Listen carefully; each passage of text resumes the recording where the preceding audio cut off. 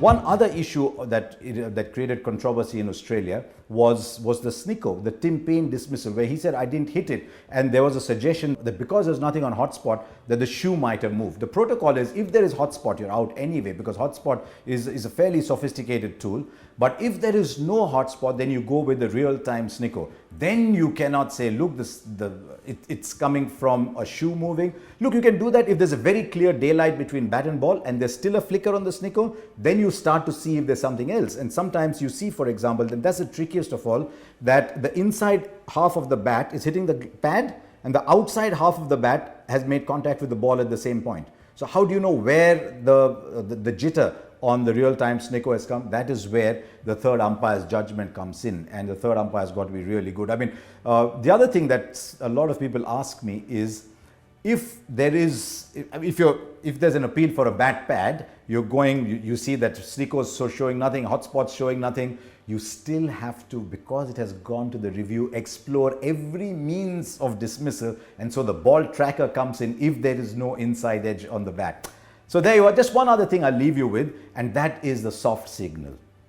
So many times we see catches on the boundary, and we've looked at each other and say, how on earth can the umpire know from where he is if a catch taken in the boundary was out or no? How can he give a soft signal of out?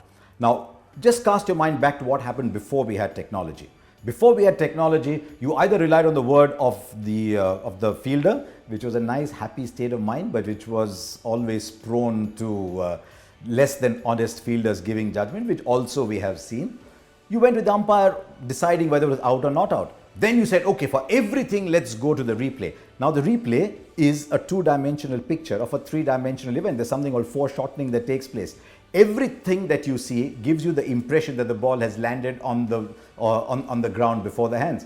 So now the umpire's protocol is very clear. If you see the fingers underneath the ball, then umpires tend to give it out. But the umpire is still going by his instinct, by his judgment, so the soft signal, and you have to prove that the ball actually landed in front of the stumps, which is, I think, a pretty good protocol. If the fingers are underneath, and we've seen so many experiments done where we know a catch was clean and it looked not out, that is now the protocol, the fingers are underneath. But I'll tell you one thing about those catches, and I've said this before on air, you see what you want to see. So don't get too angry about that. So there you are. That's the use of technology. As I said, I foresee more sophisticated cameras coming in for the ball tracker, and I see umpire's call on its way out.